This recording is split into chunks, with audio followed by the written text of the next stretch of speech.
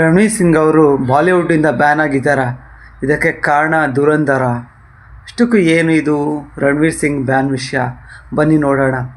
ಈಗಷ್ಟೇ ದುರಂಧರ್ ಸಕ್ಸಸ್ನ ಬಳಿಕ ಅವರು ಕೆರಿಯರ್ನ ಇನ್ನೂ ಹೈ ಆಗಿ ಬೆಳೆಯೋಕ್ಕೆ ಟ್ರೈ ಮಾಡ್ತಾ ಇದ್ದಾರೆ. ಆದರೆ ಅವರ ವಿರುದ್ಧ ಈಗ ಸಂಚು ನಡೆಸ್ತಿದ್ದಾರೆ ಅಂತ ಕೆಲವರು ಹೇಳ್ತಾ ಇದ್ದಾರೆ. ಇದಕ್ಕೆ ಕಾರಣ ದುರಂಧರ್ ಅಂತಲೂ ಹೇಳ್ತಾ ಇದ್ದಾರೆ. ಆದರೆ ಇದಕ್ಕೆ ಕಾರಣ ದುರಂಧರ್ ಅಲ್ಲ ಅಂತ ಗೊತ್ತಾಗ್ತಾ ಇದೆ. ದುರಂಧರ್ 2 ಸಕ್ಸಸ್ನ ಬಳಿಕ ಅವರು ಡಾನ್ 3 ಚಿತ್ರಕ್ಕೆ ಸಹಿ ಹಾಕಿದ್ರಂತೆ.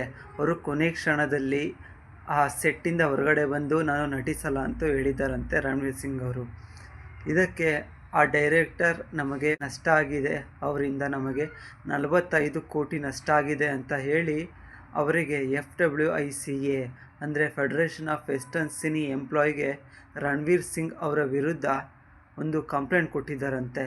ಇದಕ್ಕೆ ರಣವೀರ್ ಸಿಂಗ್ ಪ್ರತಿಕ್ರಿಯೆ ಏನು ಅಂತ ಅಂದರೆ, ಇದು ನಾವು ಪಬ್ಲಿಕ್ಕಲ್ಲಿ ಮಾತಾಡೋ ವಿಷಯ ಅಲ್ಲ, ನಾನು ಅವರ ವಾದಕ್ಕೆ ನಾನು ಗೌರವಿಸುತ್ತೇನೆ, ಆದರೆ ಇದಕ್ಕೆ ನಾನು ಕಾನೂನು ಮುಖಾಂತರ ಹೋಗಿ ಸಲಹೆ ಪಡ್ಕೊತೀನಿ ಅಂತ ಹೇಳಿದ್ದಾರೆ.